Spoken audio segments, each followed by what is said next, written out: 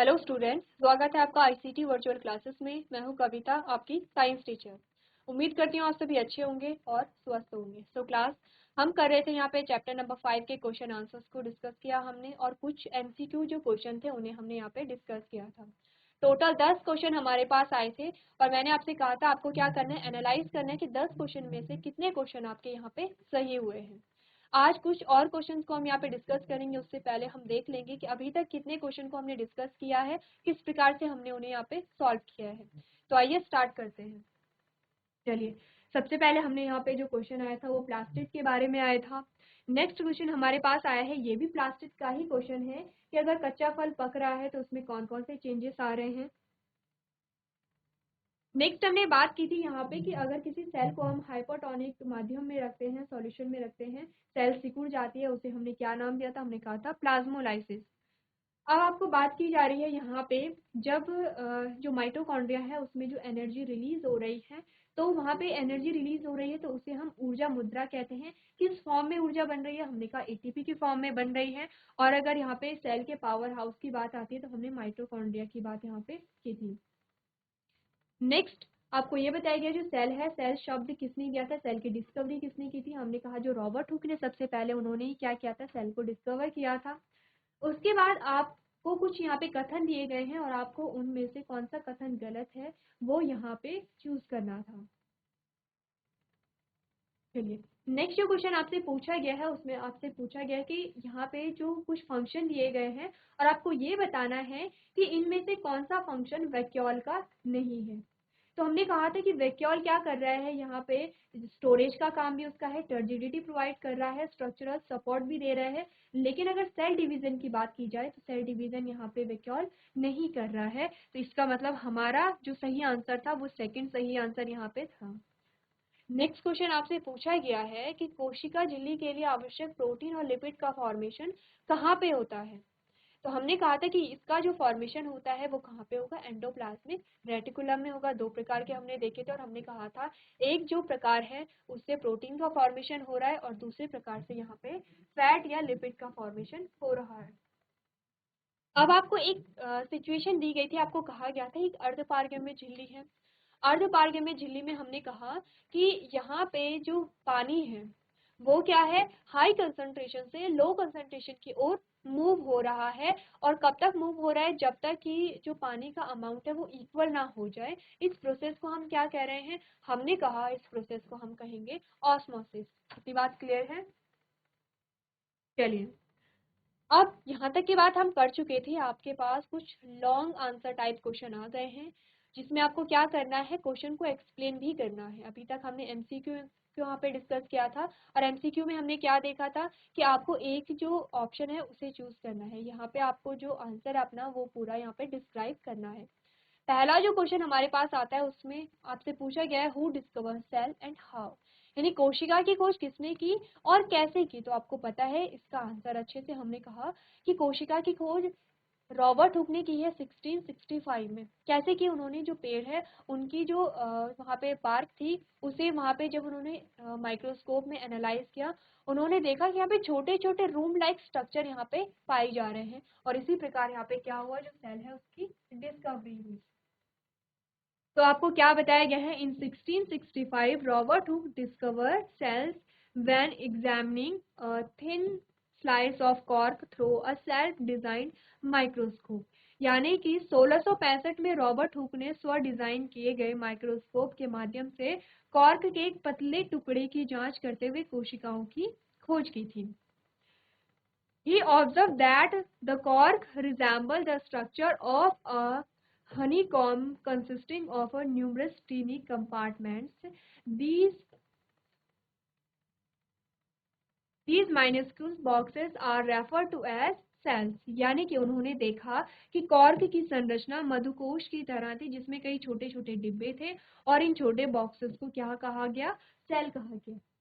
अब आपने मधुमक्खी का छत्ता देखा होगा, किस प्रकार का दिखाई देता है, हमने कल भी ये स्ट्रक्चर बनाया था। आपने मधुमक्खी का छत्ता इस प्रकार से देखा है।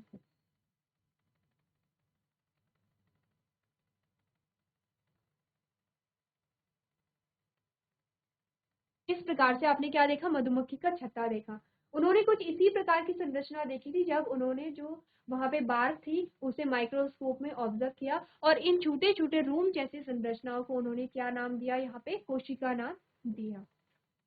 तो इसी प्रकार से आप क्या करेंगे, आपने इस क्वेश्चन को सॉल्व करना है। सबसे पहले आप ये बताएंगे कि कोशिका की खोज किसने की, प्लस आप ये भी बताएंगे कि कब की। आपको यहाँ पे ये भी पता होना चाहिए कि जो कोशिका की खोज है वो कब की गई, कैसे की गई, ये भी आपको पता होना चाहिए कि किस पे उन्होंने क्या किया, अपना एक्सपेरिमेंट यहाँ पे किया था।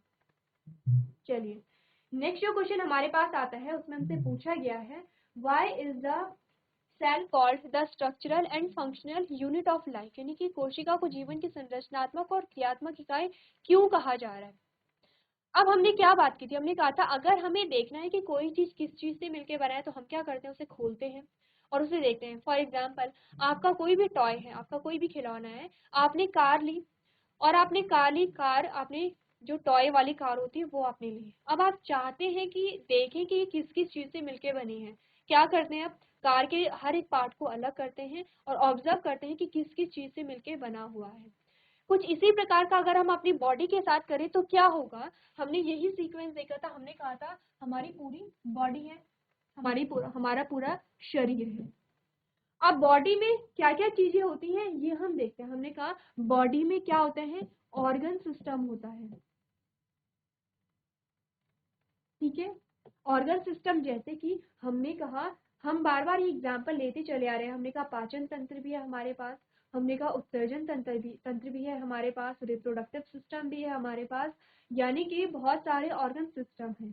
फिर हमने देखा ये ऑर्गन सिस्टम, ये अंग तंत्र किस चीज से मिलके बने हैं, हमने कहा ऑर्गन से, यानी कि बहुत सारे अंगों को मिला करके पूरा ऑर्गन सिस्टम बना है। हमने कहा देखते हैं कि ये ऑर्गन किससे मिलके बने हैं, हमने कहा टिश्यू से,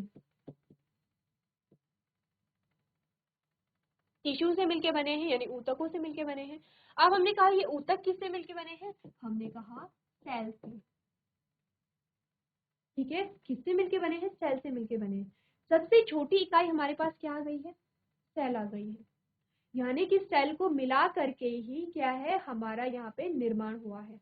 अब आप कहेंगे कि सेल भी तो यहाँ पे बहुत सारी चीजों से मिलकर बनी है। हमने कहा कि यहाँ पे क्या होता है, सेल मेम्ब्रेन होती है, न्यूक्लियस होता है, साइटोप्लाज्म होता है। देखिए यहाँ पे क्या है, अगर हम सेल की बात करें, सेल का क्या है, अपना अस्तित्व है, क्योंकि ऐसे भी ऑर्गेनिज्म है जिनमें एक ही सेल है।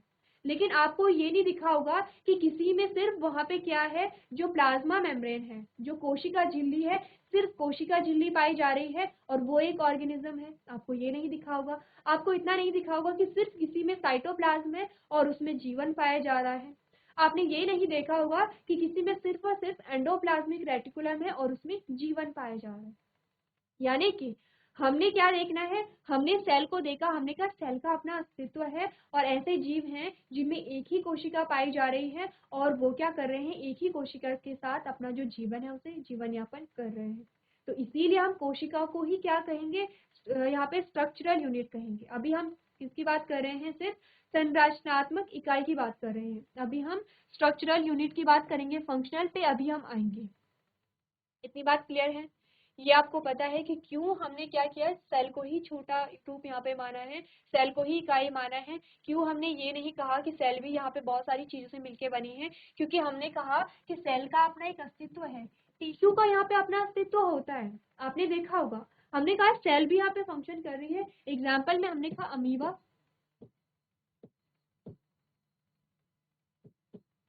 क्या है, यहाँ पे एक सेल होती है। तो क्या है, एक ही सेल के अंदर अमीबा में पाचन भी हो रहा है, अमीबा में यहाँ पे एक्सक्रीशन भी हो रहा है, उसमें क्या है, रिप्रोडक्शन भी हो रहा है। अब ए सेक्सुअल है या सेक्सुअल है ये अलग बात है, लेकिन हो रहा है, सारी प्रक्रियाएं उसी सेल में चल रही हैं। इतनी बात क्लियर है। हमने कहा टिश्यू का भी अपना अस्तित्व होता है। अगर हम बात करें यहाँ पे जाइलम की, अगर हम बात करें यहाँ पे फ्लोएम की, ये क्या है, प्लांट टिश्यू है। इसी प्रकार से हमारे पास एनिमल टिश्यू भी आते हैं। तो क्या है, ये टिश्यू, इनका भी अपना एक अस्तित्व है, क्योंकि जाइलम का भी एक फंक्शन है, फ्लोएम का भी एक फंक्शन है। ऐसा नहीं है कि यहाँ पे क्या है, टिश्यू को काम करने के लिए तभी जरूरत है जब टिश्यू ऑर्गन में परिवर्तित हो जाएगा, ऐसा नहीं है। टिश्यू लेवल पे भी यहाँ पे फंक्शन हो रहा है। ऑर्गन है, ऑर्गन का तो अपना एक अस्तित्व है ही। आप कह रहे हैं मेरा हाथ है, आप कह रहे हैं मेरी आईज है, क्या है ये? ऑर्गन्स है। फिर ऑर्गन सिस्टम, आपको पता है कि ऑर्गन सिस्टम मिलकर के यहाँ पे क्या करते हैं, काम करते हैं। तो इसीलिए हम कह रहे हैं सबसे छोटी इकाई सेल है, सेल से नीचे हम नहीं बांट सकते हैं, सेल से नीचे कोई ऐसी यूनिट नहीं आती है जो खुद में क्या है, एक लिविंग ऑर्गेनिज्म का यहाँ पे फॉर्मेशन कर सके। कोई भी लिविंग ऑर्गेनिज्म है वो तभी लिविंग ऑर्गेनिज्म कहला पाएगा जब वहां पे पूरी एक सेल होगी। अब सेल के अंदर जो जो पार्ट होंगे जब वो साथ में आएंगे तब वहां पे क्या होगा, एक लिविंग ऑर्गेनिज्म का फॉर्मेशन होगा। इतनी बात आपको ध्यान रखनी है। अब बात आते हैं यहाँ पे कार्यात्मक इकाई के बारे में। अगर हम बात करें रेस्पिरेशन की, कहाँ पे हो रहा है रेस्पिरेशन? रेस्पिरेशन की जो प्रक्रिया है, जब आप रेस्पिरेशन को पढ़ेंगे तो आपने देखा कि सिर्फ सांस अंदर लेना सांस बाहर लेना ही रेस्पिरेशन नहीं होता है। एक प्रकार का जो रेस्पिरेशन है वो क्या है, गैसेस एक्सचेंज यहाँ पे हो रही है। तो गैसेस एक्सचेंज कहाँ कहाँ पे हो रहा है? सबसे पहले हमारे लंग्स में गैसेस एक्सचेंज हो रहा है। लंग्स में क्या हुआ, हमने इनटेक किया ऑक्सीजन को, हमने बाहर छोड़ा कार्बन डाइऑक्साइड को, पहला एक्सचेंज हो गया है। उसके बाद दूसरा जो एक्सचेंज होता है वो हमारे ऑर्गन में होता है, ऑर्गन में भी सेम यही होगा। और तीसरा जो एक्सचेंज होता है वो सेल के अंदर यहाँ पे होता है। और हमने ये चीजें बहुत बार यहाँ पे डिस्कस किया। हमने कहा है कि हमें क्या है, ग्लूकोज को तोड़ना है और एनर्जी में कन्वर्ट करना है, उसके लिए हमें ऑक्सीजन चाहिए। और जब एनर्जी बनी तो इसके साथ साथ CO2 भी बना। अब CO2 को बाहर जाना है और ऑक्सीजन को अंदर आना है। गैसेस एक्सचेंज एक हमारे लंग्स में भी हो रहा है और वही गैसेस एक्सचेंज सेलुलर लेवल पे हो रहा है। हर एक सेल में ये प्रोसेस चल रही है क्योंकि हर एक सेल को एनर्जी की रिक्वायरमेंट है।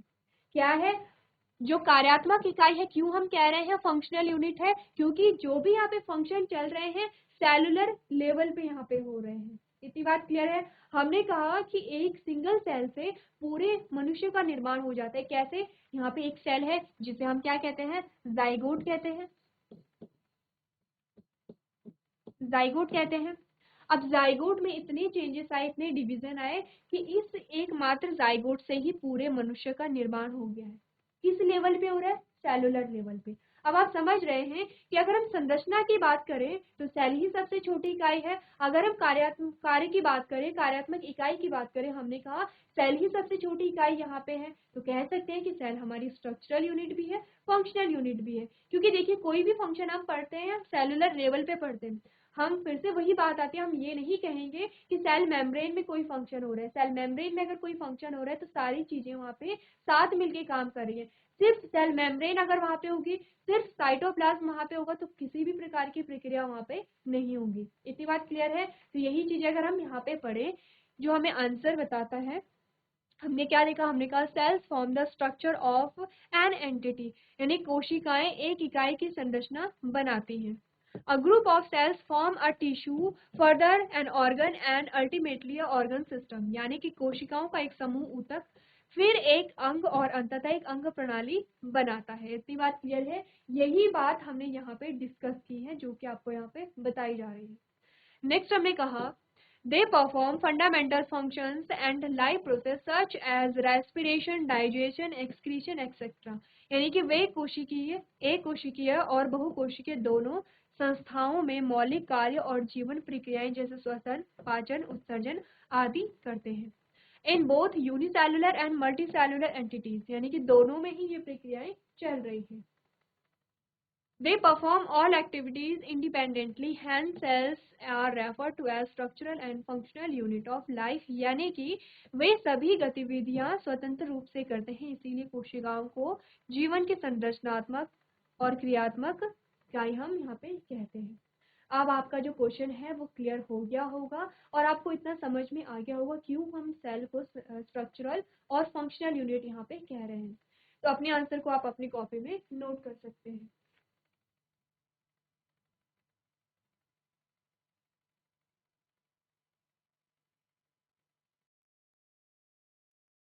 चलिए इसके बाद जो नेक्स्ट हमारे पास क्वेश्चन आता है उसमें हमसे पूछा गया है how do substance like CO2 and water move and out of the cell, discuss.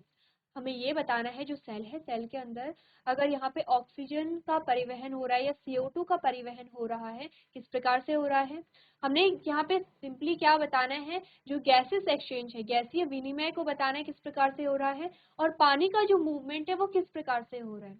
तो सबसे पहले अगर हम बात करें CO2 की, गैस की, तो देखिए दोनों ही चीजों में चाहे बात हो रही है यहाँ पे CO2 की, चाहे बात हो रही है यहाँ पे वाटर की, दोनों ही चीजों में एक सिंपल सी बात आपको ध्यान रखनी है कि जो मूवमेंट होगा CO2 का या वाटर का, हाई कंसंट्रेशन से लो कंसंट्रेशन में होगा। इतनी बात आपको ध्यान रखनी है।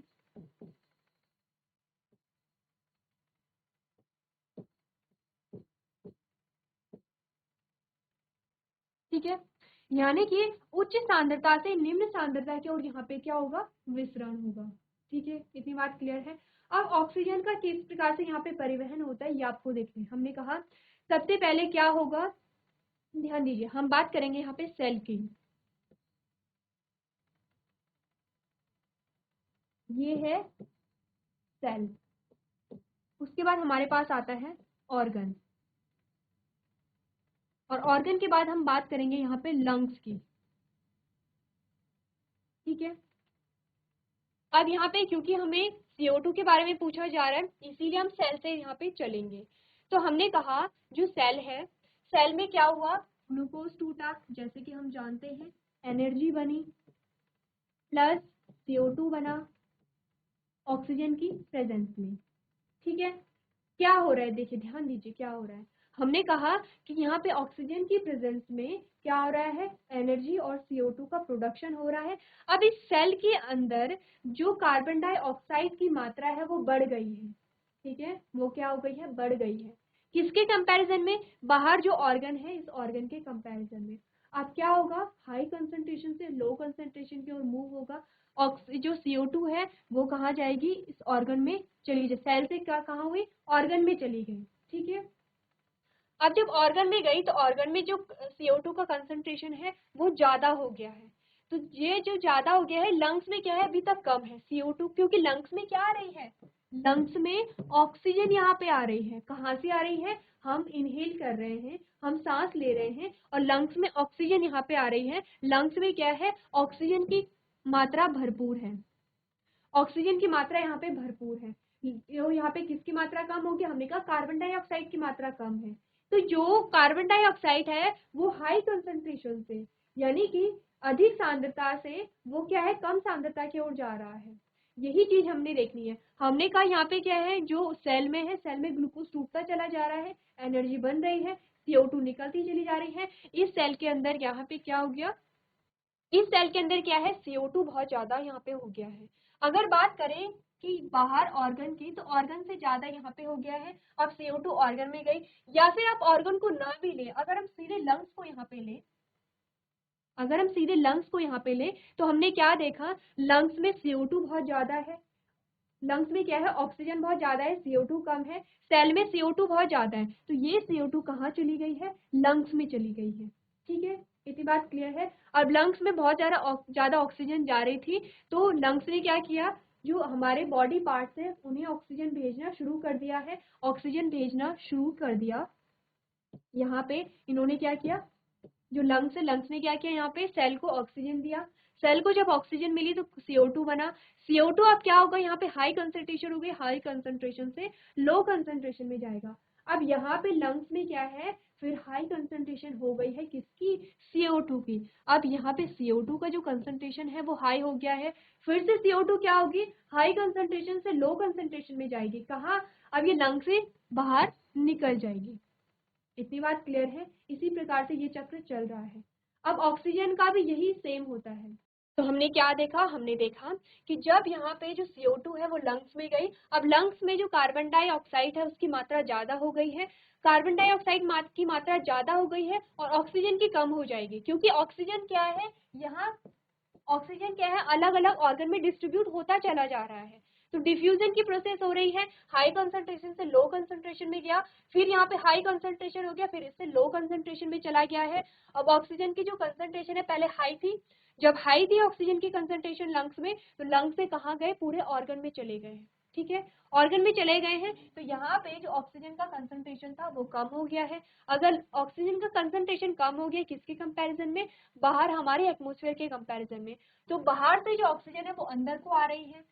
ठीक है, यहाँ पे क्या हो रहा है, सिंपल डिफ्यूजन हो रहा है।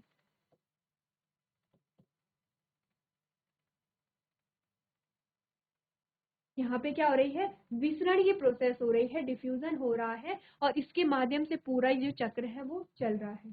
तो सेम इसी चीज को पढ़ लेते हैं हमारे आंसर में, क्या आपको बताया गया है। CO2 मूव बाय डिफ्यूजन, जो CO2 है वो विसरण के द्वारा क्या होता है, डिफ्यूज होता है। The cellular waste accumulates in high concentration in the cell, जो सेलुलर वेस्ट किसे कहा जा रहा है, CO2 को यहाँ पे सेलुलर वेस्ट कहा जा रहा है, क्योंकि जो भी हमारी बॉडी में किसी काम का नहीं है वो क्या होगा, वेस्ट होगा। तो जो सेलुलर वेस्ट है वो सेल्स में क्या होता है, एक्यूमुलेट हो जाता है, इकट्ठा हो जाता है, तो क्या होगा, whereas the concentration of CO2 in external surrounding is comparatively lower। ठीक है, this difference in the concentration level inside and outside of the cell cause CO2 to diffuse from a region of high concentration within a cell, कहाँ पे है high concentration, cell के अंदर है, to lower concentration। ठीक है, तो यहाँ पे इस प्रकार से क्या हुआ, डिफ्यूजन की प्रोसेस हुई और यहाँ पे मूवमेंट हुआ। ये हमने पढ़ा किसके बारे में, CO2 के बारे में। सेम यही चीज आप ऑक्सीजन के बारे में पढ़ेंगे। ऑक्सीजन की जब आप शुरुआत करेंगे तो कहाँ से करेंगे, लंग्स से करेंगे। क्या है, लंग्स में CO2 का जो कंसंट्रेशन था वो कम था, हमने सांस ली, इनहेल किया, ऑक्सीजन लंग्स में आ गई है, अब लंग्स में क्या है, CO2 का कंसंट्रेशन बढ़ गया है। CO2 का कंसंट्रेशन बढ़ेगा तो यहाँ पे ऑक्सीजन का कंसंट्रेशन, हम बात कर रहे हैं ऑक्सीजन की, क्या बात की, हमने कहा यहाँ पे लंग्स में ऑक्सीजन का जो कंसंट्रेशन था वो क्या था, कम था, हमने सांस ली, ऑक्सीजन को ग्रहण किया, अब ऑक्सीजन का लेवल यहाँ पे बढ़ गया है, तो ऑक्सीजन कैसे डिफ्यूज होगी, हाई कंसंट्रेशन से लो कंसंट्रेशन में, क्योंकि यहाँ पे क्या, आप क्या, वो ऑर्गन्स में CO2 ऑक्सीजन को हम क्या करेंगे, भेजेंगे, ऑक्सीजन को हमने भेजा, ऑक्सीजन का यहाँ पे यूज हो गया है, ऑक्सीजन का यहाँ पे यूज हो गया तो यहाँ पे CO2 बनी, CO2 बनी तो CO2 का कंसंट्रेशन ज्यादा हो गया है। अब यहाँ पे ध्यान दीजिए, जब लंग्स ने ऑक्सीजन को अलग अलग ऑर्गन में डिस्ट्रीब्यूट किया तो लंग्स में फिर से क्या आ जाएगी, ऑक्सीजन की शॉर्टेज आ जाएगी, यानी कि क्या होगा, यहाँ पे जो ऑक्सीजन का कंसंट्रेशन है वो कम हो गया, कम होगा तो फिर से बाहर से क्या होगी, जो ऑक्सीजन है वो अंदर की ओर आएगी, डिफ्यूजन इसी प्रकार से होता है। तो ये हमने पढ़ा किसके बारे में, जो गैसेस का जो एक्सचेंज होता है वो किस प्रकार से होता है। अगर बात की जाए वाटर की तो हमने क्या कहा, H2O diffuse by osmosis through the cell membrane, यानी कि जो पानी का जो विसरण है वो सेल मेम्ब्रेन के माध्यम से होता है और ऑस्मोसिस की प्रक्रिया के दौरान होता है। हमने ऑस्मोसिस की प्रक्रिया में क्या पढ़ा था, एक क्या होगी, सेमी परमेबल मेम्ब्रेन होती है, फिर क्या होगा, जो पानी है वो हाई कंसंट्रेशन से लो कंसंट्रेशन में मूव होगा, it moves from a region of high concentration to a lower concentration region through a selectively permeable membrane until equilibrium is reached, यानी इक्विलिब्रियम क्या होगा कि यहाँ पे क्या है, जो पानी का जो अमाउंट है जब क्या इक्वल हो जाएगा तब तक ये मूवमेंट चलता रहेगा। तो इसी प्रकार से आप ऑस्मोसिस और डिफ्यूजन के बारे में यहाँ पे डिस्कस करेंगे।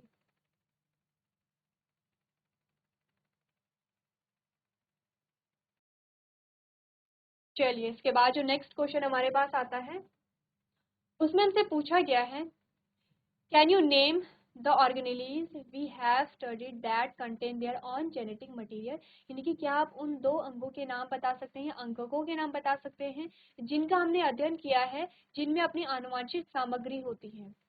तो हमने जब बात की थी, हमने क्या, जब प्लांट सेल की बात करें या एनिमल सेल की बात करें, हमने दो ऑर्गेनेल्स की बात की थी, उसमें हमने माइटोकॉन्ड्रिया और प्लास्टिड की बात की थी कि इनमें क्या होता है, यहाँ पे अपना जो जेनेटिक मटेरियल है वो उनमें पाया जाता है। तो क्या आंसर हमारे पास आया, हमने कहा the two organelles which have their own genetic materials are mitochondria and plastid. ठीक है, इतनी बात आपको ध्यान रखनी है। सेम क्वेश्चन हमने तब सॉल्व किया था जब हमने यहाँ पे बात की थी किसकी, सेम क्वेश्चन हमने तब भी सॉल्व किया था जब हम यहाँ पे MCQ को डिस्कस कर रहे थे। चलिए, नेक्स्ट जो क्वेश्चन हमारे पास आता है उसमें हमसे पूछा गया है, if the organisation of a cell is destroyed due to some physical or chemical influence what will happen, यानी कि क्या होगा यदि किसी कोशिका का संगठन किसी भौतिक या रासायनिक प्रभाव के कारण नष्ट हो जाए, तो क्या होगा। आपको याद आ रहा होगा अलग अलग ऑर्गेनेलिज के बारे में हमने पढ़ा था, और हमने पढ़ा था लाइसोसोम के बारे में। हमने कहा था लाइसोसोम में क्या होते हैं, बहुत सारे जो डाइजेस्टिव एंजाइम्स होते हैं, और वो क्या करती हैं, जो भी वेस्टेज होता है सेल का वो लाइसोसोम में आता है और वहां पे डिस्ट्रॉय कर लिया जाता है। अब यदि कोई सेल है, सेल क्या हुई, सेल फट गई, कोई भी रीजन हो सकता है, उसके भौतिक रीजन हो सकते हैं या रासायनिक जो प्रभाव है वो रीजन हो सकते हैं। अगर सेल फट जाएगी तो क्या होगा, जो यहाँ पे लाइसोसोम है वो भी यहाँ पे फट जाएंगे। अब लाइसोसोम फट जाएंगे तो क्या होगा, जो पाचक रस हैं वो सेल से बाहर निकल जाएंगे, यानी वो लाइसोसोम से बाहर निकल जाएंगे। और लाइसोसोम से बाहर निकलेंगे तो पूरी सेल को ये क्या करेंगे, पचा लेंगे, यहाँ पे पूरी सेल का पाचन कर लेंगे। यही सेम आंसर हमारे पास है। हमने कहा in the event of any damage of the cell and when the revival of cell is not possible lysosome burst, यानी कि कोशिकाओं को किसी भी तरह की क्षति होने की स्थिति में जब कोशिकाओं का पुनरुद्धार संभव नहीं होता है तो लाइसोसोम फट जाते हैं।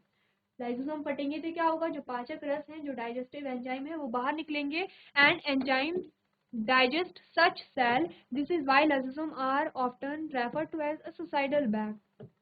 इसीलिए आपको कहा गया है कि और जो एंजाइम होते हैं वो कोशिका को पचा देंगे, और यही कारण है कि लाइसोसोम को हम क्या कहते हैं, आत्मघाती थैली कहते हैं। हर एक ऑर्गेनेली का अपना एक फंक्शन है, लेकिन लाइसोसोम के बारे में एक एक्स्ट्रा चीज आपको क्या पढ़नी है कि इसे हम क्या कहते हैं, आत्मघाती थैली कहते हैं, क्योंकि इसमें क्या होते हैं, पाचक रस पाए जाते हैं। चलिए, इसके बाद नेक्स्ट हमारे पास क्वेश्चन आता है, उसमें हमसे पूछा गया है where are the protein synthesis inside the cell, यानी कि प्रोटीन का जो सिंथेसिस है, प्रोटीन की सिंथेसिस कहाँ पे हो रही होगी। सेम क्वेश्चन हमने यहाँ पे डिस्कस किया था जब हम क्या कर रहे थे, एमसीक्यूज को यहाँ पे सॉल्व कर रहे थे, और हमने बात की थी यहाँ पे एंडोप्लाज्मिक रेटिकुलम की। बहुत बार आपको ये चीज बताई गई है। हमने बात की थी आरईआर की, हमने बात की थी एसईआर की। हमने कहा था आरईआर में क्या पाए जाते हैं, राइबोसोम होते हैं, और वो क्या करेंगे, यहाँ पे प्रोटीन का सिंथेसिस करेंगे। ठीक है, इतनी बात क्लियर है। यही चीज हमने यहाँ पे बार बार डिस्कस की है। हमने कहा है कि जो राइबोसोम्स होते हैं वो क्या करेंगे, यहाँ पे प्रोटीन की सिंथेसिस करेंगे। तो क्या बात की, हमने कहा protein synthesis in cells takes place in ribosomes. Protein की जो सिंथेसिस होती है वो राइबोसोम्स के द्वारा होती है, hence ribosomes are also refer to as a protein factory. अब देखिए, प्रोटीन फैक्ट्री हम क्यों कह रहे हैं, क्योंकि वहाँ पे प्रोटीन का फॉर्मेशन हो रहा है। Ribosomes are particles that are found attached to the rough endoplasmic reticulum, यानी कि जो राइबोसोम्स होते हैं वो रफ एंडोप्लाज्मिक रेटिकुलम पे लगे होते हैं, और वहीं पे क्या होता है, प्रोटीन का फॉर्मेशन होता है। तो आप अपने आंसर को अपनी कॉपी में नोट कर सकते हैं। तो क्लास हमने कुछ क्वेश्चन आंसर्स को यहाँ पे डिस्कस किया है। आपने क्या करना है, और क्वेश्चंस को प्रैक्टिस करने हैं, जिससे कि आपके सारे जो कॉन्सेप्ट हैं वो क्लियर हो जाएं। तो आज के सेशन में हम इतना ही करेंगे। अभी तक क्लास में बने रहने के लिए आपका धन्यवाद।